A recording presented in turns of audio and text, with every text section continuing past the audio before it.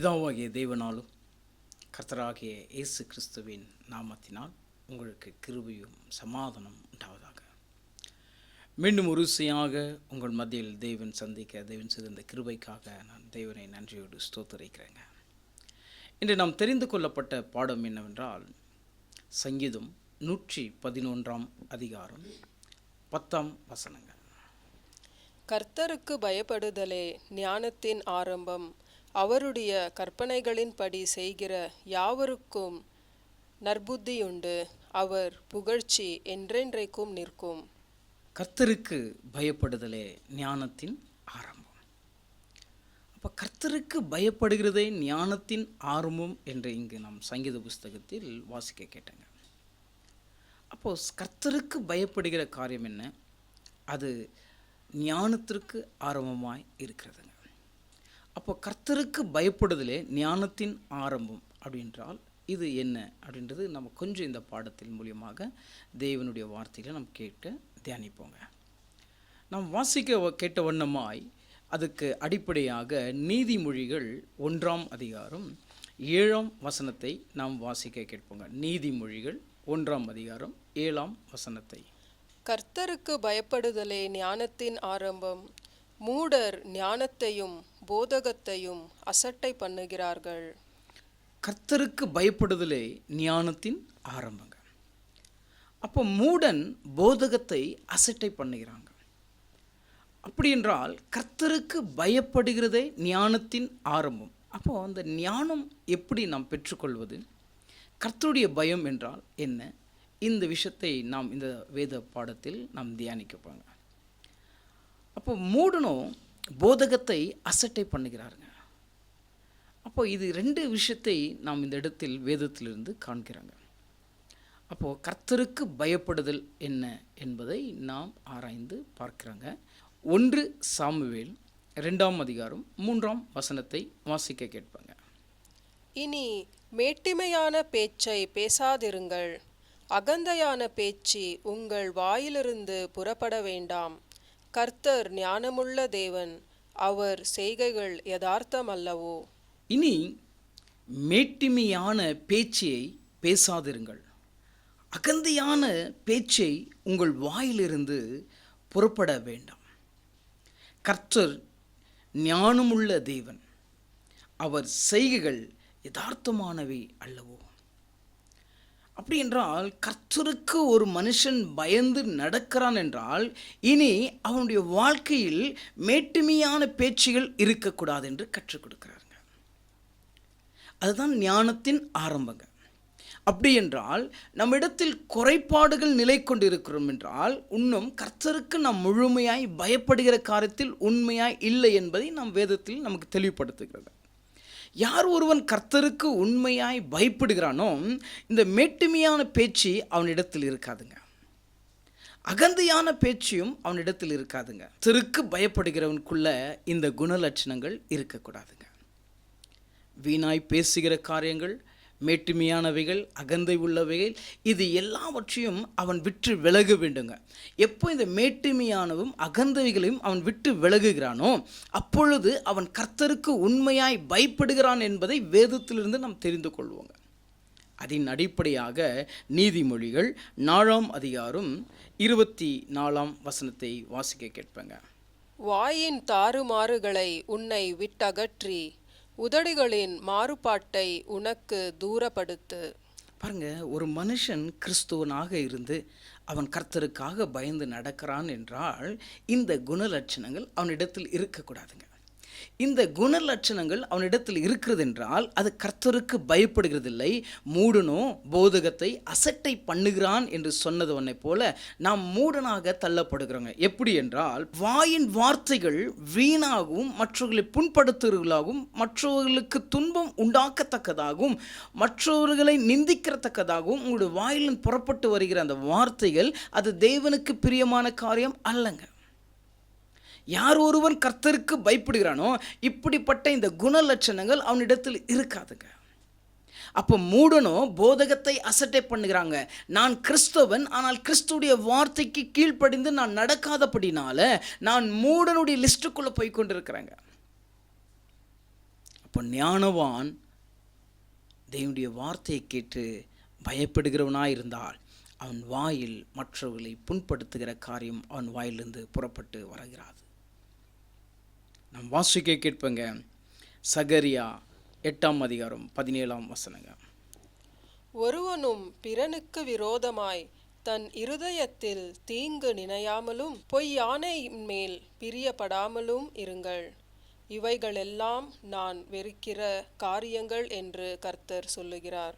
பாருங்க, அருமையான நம் பிதாவாகிய தேவன் முன் பிதாக்களோடு தீர்க்கதரிசனமாய் அவருடைய குணத்தை கற்றுக் கொடுக்கிறாருங்க.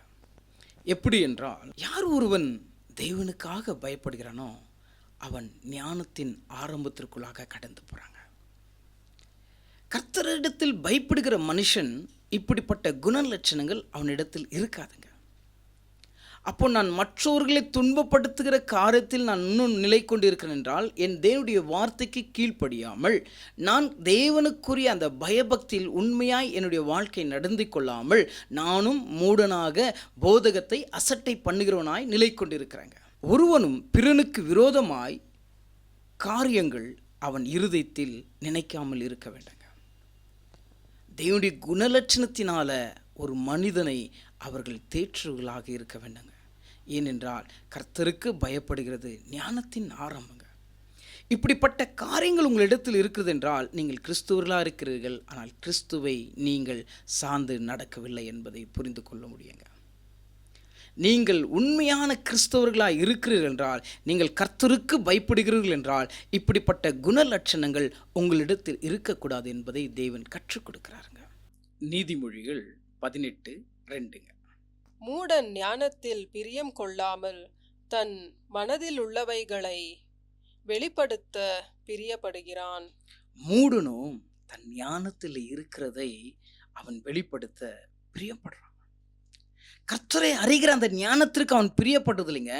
அவனுடைய ஞானத்தில் என்ன இருக்கிறதோ அதை வெளிப்படுத்த அவன் பிரியப்படுகிறாங்க. நாசத்திற்கு இடம் கொடுக்குறாங்க, பொய்க்கு இடம் கொடுக்குறாங்க. அவனுடைய சொந்த சுயநலத்திற்காக தன் இச்சைப்படி தன் வாழ்க்கையை அவன் நிலை கொண்டிருக்கிறாங்க.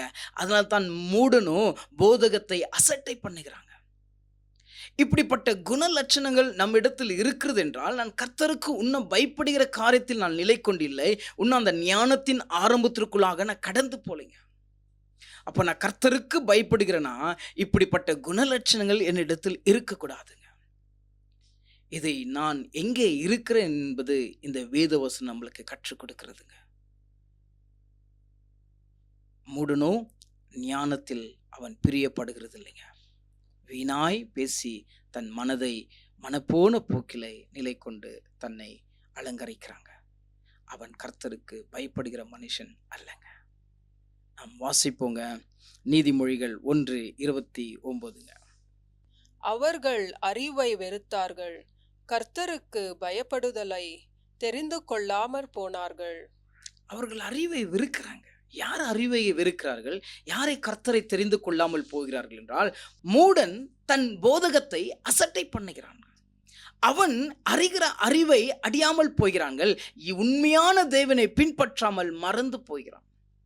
ஏனென்றால் அவன் போதகத்தை அசட்டை பண்ணி கொண்டிருக்கிறான். நான் வேதத்தை கேட்கிறேங்க, வேதத்தை தியானிக்கிறேங்க, வேதத்தின் புறமாய் நடக்க வேண்டும் என்று நினைக்கிறேங்க.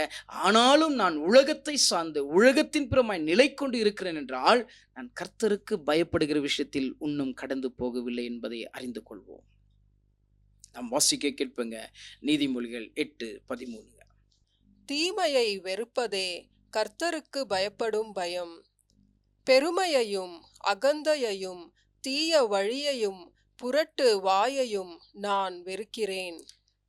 கர்த்தருக்கு பயப்படுகிறவன் அந்த தீமையை விட்டு விலகுவாங்க. அப்போ நான் தீமையை வெறுப்பது கர்த்தருக்கு பயப்படுகிற பயம்.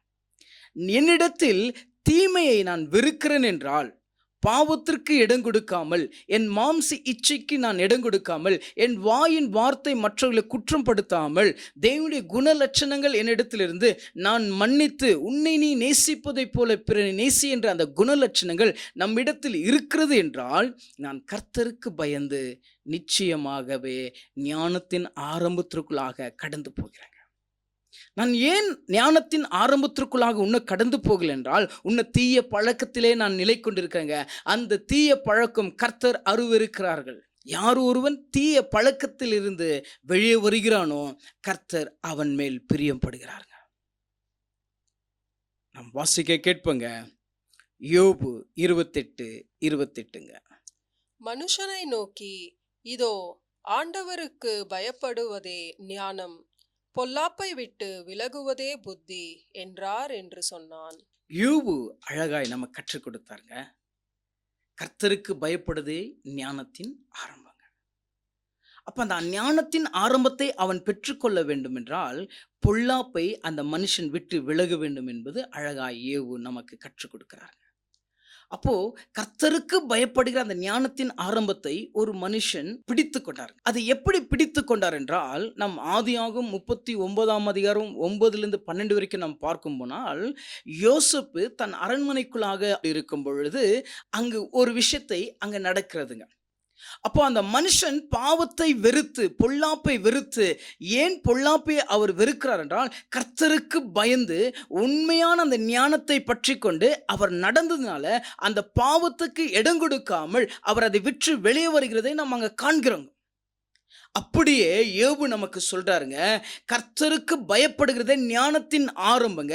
உங்களிடத்தில் பொல்லாப்பு இருந்தால் அதை விட்டு நீங்கள் விலகுங்கள் என்று சொல்றாருங்க. அப்படி நம்ம இடத்துல இருக்க அந்த பொல்லாப்பை நாம் விட்டு விலகி அப்படி நடக்கிறோம் என்றால் கர்த்தருக்கு நாம் பயந்து நடக்கிறோம் என்பதை அறிந்து கொள்வோங்க. நாம் வாசிக்க கேட்போங்க. நீதிமொழிகள் 2 அதிகாரம் 5 வாசிக்க கேட்போங்க. அப்பொழுது கர்த்தருக்கு பயப்படுதல் இன்னதென்று நீ உணர்ந்து தேவனை அறிவும் அறிவை கண்டடைவாய்.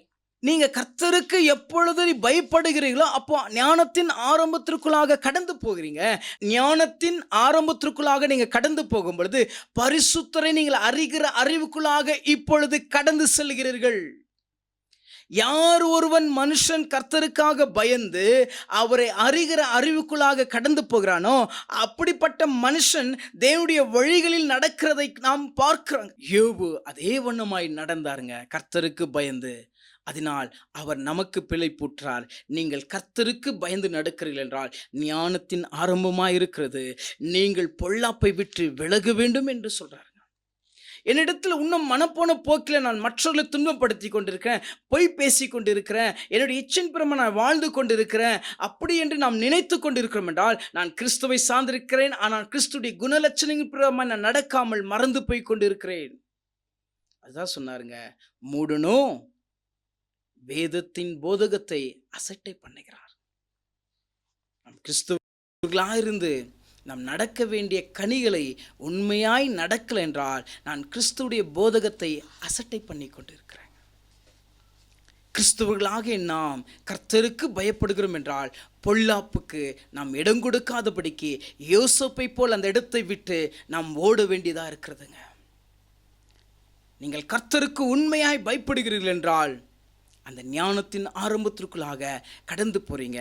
அது எப்படிப்பட்ட ஞானத்தின் ஆரம்பம் என்றால் பரிசுத்தராகிய தேவனை அறிகிற அறிவுக்குள்ளாக நீங்கள் கடந்து சென்று அதற்குள்ளாக நிலை கொண்டு இருக்க தேவன் உங்களுக்கு அறிகிற அறிவை தருகிறேன் என்று சொல்கிறாருங்க. சங்கீதம் 1:3 அவன் நீர்க்கால்களின் ஓரமாய் நடப்பட்டு தன் காலத்தில் தன் கனியை தந்து இலையுதிராதிருக்கிற மரத்தை போலிருப்பான். அவன் செய்வதெல்லாம் வாய்க்கும். யார் ஒருவன் கர்த்தருக்காக பயந்து அந்த பரிசுத்த அறிகிற அறிவின் ஞானத்திற்குள்ளாக கடந்து போறானோ அப்படிப்பட்ட மனுஷன் செழிப்பாய் நிலை கொண்டு இருப்பான் என்பதை கற்றுக் கொடுக்கிறாருங்க. யார் ஒரு மனுஷன் கர்த்தருக்காக பயந்து கர்த்தரை அறிகிற அறிவுக்குள்ளாக கடந்து போகிறானோ அப்படிப்பட்ட மனுஷன் இப்படிப்பட்ட செழிப்புள்ள ஒரு மனுஷனான் நிலை கொண்டு இருப்பான் என்பது சங்கீத புஸ்தகத்தில் தேவன் நம்மளோடு பேசி கொண்டிருக்காருங்க. அது யோசேப்பு தேவன் அந்த மனுஷனை ஆசீர்வதித்ததை நாம் வேதத்தில் பார்க்கிறாங்க. அவர் கர்த்தருக்காக பயந்து பாவத்துக்கு விட்டு விலகி ஓடினாருங்க. ஆனால் கர்த்தர் அவர் கைட்டு செஞ்ச காரியம் எல்லாத்தையும் ஆசீர்வதித்து பெருக செஞ்சாருங்க. அவர் பொய் சொல்ல ஒரு மனிதன் அல்லங்க, அவர் மனமாற ஒரு மனப்புத்திரன் அல்ல. அவர் சொல்லியும் செய்யாது இருப்பாரோ, அவர் வசனித்து நிறைவேற்றாது இருப்பாரோ. அவர் சொல்லியிருக்கிறாருங்க. நிச்சயமாக நீங்கள் கர்த்தருக்கு பயந்து நடக்கிறீர்கள் என்றால் நீங்களும் யோசேப்பை காட்டிலும் இன்னும் அதிகமாய் கனி கொடுக்க தேவன் உங்களை எடுத்து பயன்படுத்துவாருங்க. நாம் வாசிக்க கேட்போங்க. சங்கீதம் 25:12. கர்த்தருக்கு பயப்படுகிற மனுஷன் எவனோ அவனுக்கு தாம் தெரிந்து கொள்ளும் வழியை போதிப்பார். கர்த்தருக்கு யார் ஒரு மனுஷன் பயப்படுகிறானோ அவனுக்கு தேவன் அவர் தெரிந்து கொண்டிருக்கிற வழியை அவனுக்கு போதித்து வழி நடத்துவாருங்க. அப்போ அந்த வழிக்குள்ளாக நடக்கும் பொழுது அந்த நித்திய ஜீவனத்தின் பாதைக்குள்ளாக அவன் உண்மையாய் நிலை கொண்டு நடக்கிறவனாய் இருக்கிறார்கள். இது அநேக முன்பிதாக்களை நம்ம பார்த்துருக்குறாங்க. ஒவ்வொரு ஊழியக்காரர்களை பார்த்துருக்குறாங்க. கர்த்தருக்காக பயந்து நடந்தவர்கள் அவர் போதித்த வழியிலே நடந்திருக்கிறார்கள். இன்று கேட்டுக்கொண்டிருக்க இந்த வேத பாடத்தில் நாமும் கர்த்தர் போதித்து கொண்டிருக்காருங்க. நான் இன்னும் பொல்லாங்குக்குள்ளே இருந்து மூடனா இருக்கிறேனா? நான் மூடனா இருந்து போதகத்தை அசட்டை பண்ணி கொண்டிருக்கிறேனா? இல்லை கர்த்தருக்கு பயந்து உண்மையாக நான் கனி கொடுத்து கொண்டிருக்கிறேனா? நீதிமொழிகள் 19:23 வாசிக்க கேட்போங்க. கர்த்தருக்கு பயப்படுதல் ஜீவனுக்கு ஏதுவானது, அதை அடைந்தவன் திருப்தி அடைந்து நிலைத்திருப்பான், தீமை அவனை அணுகாது. கர்த்தருக்கு பயப்படுதலே ஜீவனுக்கு ஏதுவானதா இருக்குதுங்க. அதை அடைந்தவன் திருப்தி அடைகிறாங்க. அவனிடத்துல தீங்கு வந்து அணுகிறது இல்லைங்க. அப்போ நாம் கர்த்தருக்கு உண்மையாக பயந்திருக்கிறோன்னா, பரிசுத்த அறிகிற அறிவை நாம் அடைந்திருக்கிறோம் என்றால், அவருடைய வழியில் நாம் நடக்கிறோம் என்றால், நம்முடைய வாழ்க்கை ஜீவனுக்கு ஏதுவானதாய் நோக்கி கொண்டிருக்குதுங்க. அப்போ ஜீவனுக்கு ஏதுவானதை அவன் நோக்கி கொண்டிருக்கும் போது அவனுக்கு தீங்கு வந்து அணுகாது என்று கர்த்தர் சொல்றார். கர்த்தருக்கு பயப்படுகிறதே ஞானத்தின் ஆரம்பங்க. மூடனோ போதகத்தை அசட்டை பண்ணுகிறான். நீங்கள் கர்த்தருக்கு பயப்படுகிறதுனால ஜீவனுக்கு ஏற்றதாக அடைந்தவனாக இருப்பதினால உங்களிடத்துல எந்த குறைவும் இருக்காது என்பதை கர்த்தர் சொல்றார். ஜீவனுக்குரியவர்களாக இருக்கிறீங்க, ஜீவ பாதையில் நடந்து நிற்கிறீங்க. உங்களுக்கு கர்த்தர் போதிக்கிறார் எவ்வழியில் நடக்க வேண்டும், எப்படி இருக்க வேண்டும் என்பது. அப்போ தேவனை அறிகிற அறிவுக்குள்ளாக நீங்க கடந்து போகும்போது பொல்லாப்பு உங்களிடத்துல நேரிடாதுங்க. அதான் கர்த்தர் என்று நம்ம இடத்துல பேசி கொண்டிருக்காருங்க. சங்கீதம் படித்த வண்ணமாய் 111:10 படித்த வண்ணமாய் கர்த்தருக்கு பயப்படுகிறதே ஞானத்தின் ஆரம்பம். அது கர்த்தருக்கு பயப்படுகிற ஞானத்தின் ஆரம்பம் என்னென்றால், நான் பொல்லாப்பை விட்டு விலகும் பொழுது கர்த்தரை அறிகிற அறிவுக்குள்ளாக நான் கடந்து போகிறேங்க. கர்த்தரை அறிகிற அறிவுக்குள்ளாக நான் கடந்து போகும்போது அந்த ஜீவனத்தின் வழியை அவர் எனக்கு காண்பிக்கிறார். அந்த ஜீவனத்தின் வழிக்குள் நான் உண்மையாக கடந்து போகும்போது தீங்கு என்னை அணுகாது என்று கர்த்தர் வாக்கு கொடுக்கிறாருங்க. என் அன்பு சகோதர சகோதரிகளே, நீங்களும் கர்த்தருக்கு பயந்து அந்த ஞானத்தின் ஆரம்பத்தை அடைந்து கர்த்தரை அறிகிற அறிவுக்குள்ளாக நீங்கள் கடந்து அவருடைய வழிகளை, அவர் போதிக்கிற வழிகளுக்குள் நீங்கள் கடந்து போகிறீர்கள் என்றால் நீங்களும் அந்த ஜீவனத்தின் பாதைக்குள்ளாக கடந்து போய் கொண்டிருக்கிறீர்கள். கர்த்தர் உங்களை பாதுகாத்து எந்த தீங்கும் அணுகாதபடி வழி நடத்துவாருங்க. கர்த்தர் தாம் உங்களை ஆசீர்வதிப்பாராக.